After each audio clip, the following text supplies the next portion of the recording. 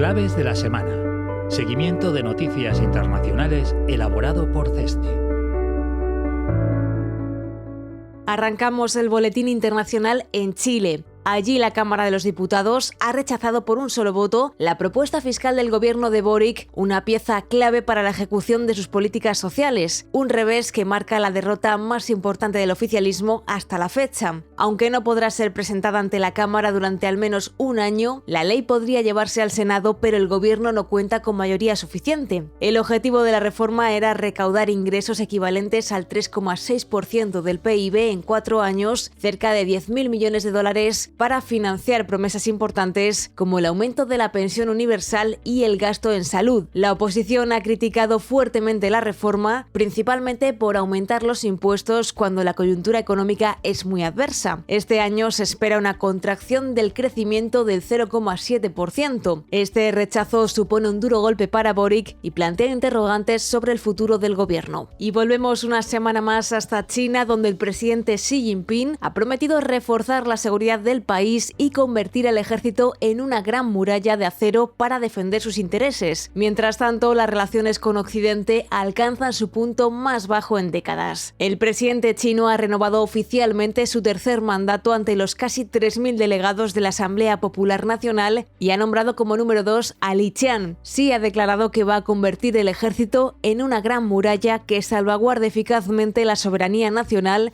la seguridad y sus intereses de desarrollo. También se ha comprometido a conjugar mejor el desarrollo y la seguridad, ya que considera que la seguridad es la base del desarrollo y la estabilidad es el requisito previo para la prosperidad. Estas declaraciones llegan en un momento de creciente tensión con Estados Unidos y los temores de una posible invasión de Taiwán. El presidente chino ha anunciado que trabajará para resolver la cuestión de Taiwán, pero se ha opuesto firmemente a la injerencia externa y a las actividades separatistas independentistas. Durante el Congreso, el nuevo ministro de Asuntos Exteriores de China ha advertido que los esfuerzos de Washington por contener los intereses de Pekín podrían llevar a las superpotencias rivales hacia el conflicto y la confrontación. Más conciliador, Li Qiang ha afirmado que China y Estados Unidos están estrechamente relacionados económicamente en beneficio de ambos y se ha mostrado dispuesto a favorecer el clima empresarial y el crecimiento de sus gigantes tecnológicos. Fijamos ahora la mirada en Georgia, donde miles de personas han salido a las calles de su capital para protestar por la aprobación de la ley de agentes extranjeros. Esta normativa permitía calificar de agente extranjero a cualquier organización que reciba más del 20% de su financiación del exterior. El texto propuesto por el partido gobernante Sueño Georgiano es muy similar a la ley homónima que aprobó Rusia en 2012, cuando comenzó a limitar la actividad de las organizaciones civiles. Convocada por la oposición, la población ha salido en masa para mostrar un rechazo frontal. Las manifestaciones se han saldado con más de 60 detenidos, pero han logrado su objetivo, ya que han forzado al Ejecutivo a dar marcha atrás y retirar la ley. Georgia, el país que llegó a ser la esperanza democrática del Cáucaso, se enfrenta a una difícil situación. Por un lado, la opción de ingresar en la Unión Europea se aleja ante la deriva autoritaria que vive el país desde que el partido Sueño Georgiano se encuentra en el poder.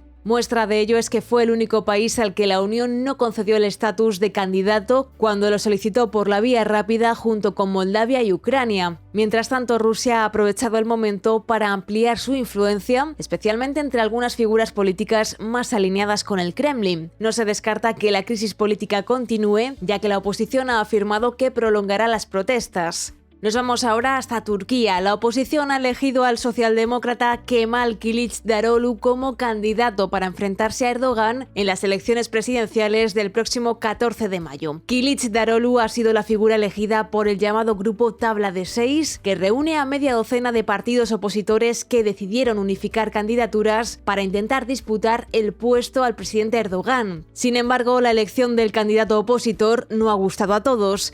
Kılıçdaroğlu ha liderado el Partido Republicano del Pueblo durante más de 13 años, pero no cuenta con demasiado carisma entre la población, por lo que se cuestiona que suponga una amenaza real para disputarle el puesto a Erdogan. Aún así, el presidente se enfrenta a las elecciones más complicadas desde que llegó al poder en 2003. La población sufre una grave crisis económica desde hace años, con la inflación disparada por encima del 70%, a lo que se le une la lenta actuación de las autoridades tras el reciente terremoto, que se estima que ha costado la vida a 46.000 personas. Continuamos con el acuerdo entre Irán y Arabia Saudí, que podría tener consecuencias de gran alcance, ya que restablece las relaciones diplomáticas entre ambos países. Auspiciado por China y firmado el pasado 10 de marzo en Pekín, el pacto reabre las embajadas y establece un plazo de 2 meses para que los ministros de Asuntos Exteriores de ambos países negocien el restablecimiento de los lazos diplomáticos. Se pone fin así a 7 años de distanciamiento tras el ataque a la embajada saudí en Teherán. En Irán el acuerdo ha sido bien acogido. Los altos funcionarios lo elogian como un paso hacia la reducción de las tensiones y el refuerzo de la seguridad regional. Algunos medios de comunicación iraníes han descrito el acuerdo como una derrota para Estados Unidos e Israel. El acuerdo refleja el interés inmediato de Irán por calmar las tensiones con los países de la región de cara a impedir que Israel movilice apoyos para un ataque militar contra sus instalaciones nucleares. Por su parte, los saudíes quieren que Teherán apoye sus negociaciones en la guerra de Yemen, o al menos que no las impida. Arabia Saudí y los hutíes han entablado ya conversaciones directas para renovar el alto el fuego que finalizó en octubre en el país. La desconfianza entre saudíes e iraníes, que tradicionalmente han pugnado por la hegemonía regional, podría socavar el alcance del acuerdo. En cualquier caso, el acuerdo refleja también la creciente influencia de China y Rusia en la región. Además de Pekín, que ha sido clave en este acuerdo, el ministro de Asuntos Exteriores saudí visitó Moscú el pasado día 9 y se reunió con su homólogo ruso, Sergei Lavrov, lo que refleja el enfriamiento de la tradicional estrategia saudí de mantener una estrecha y exclusiva alianza con Estados Unidos. Mientras, en Sudáfrica la economía se ha contraído un 1,3% en el último trimestre de 2022, según las estadísticas nacionales. Los continuos apagones eléctricos son la principal causa de este desplome, que supera lo que esperaba la mayoría de los analistas. Como se recordará, Sudáfrica se enfrenta a un grave problema de desabastecimiento energético. El monopolio público de energía, Eskom, no puede hacer frente a la demanda debido al mal estado de las infraestructuras. Según el ministro de Energía, esto conlleva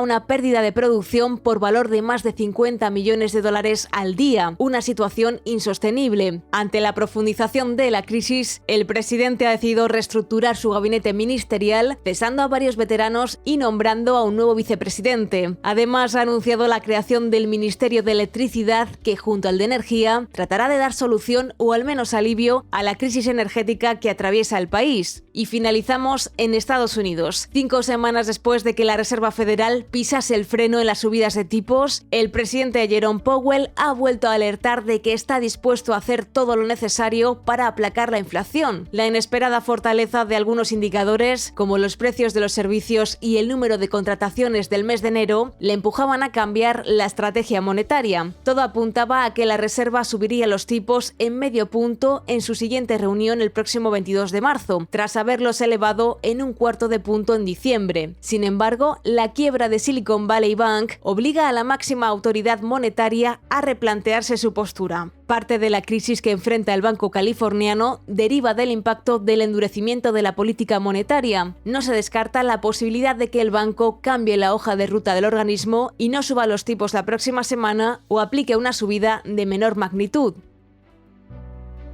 Aquí termina nuestro repaso semanal a la actualidad internacional. No olvides que puedes consultar estas y muchas otras noticias en las claves publicadas cada martes en el apartado comunicación de nuestra web www.cesce.com.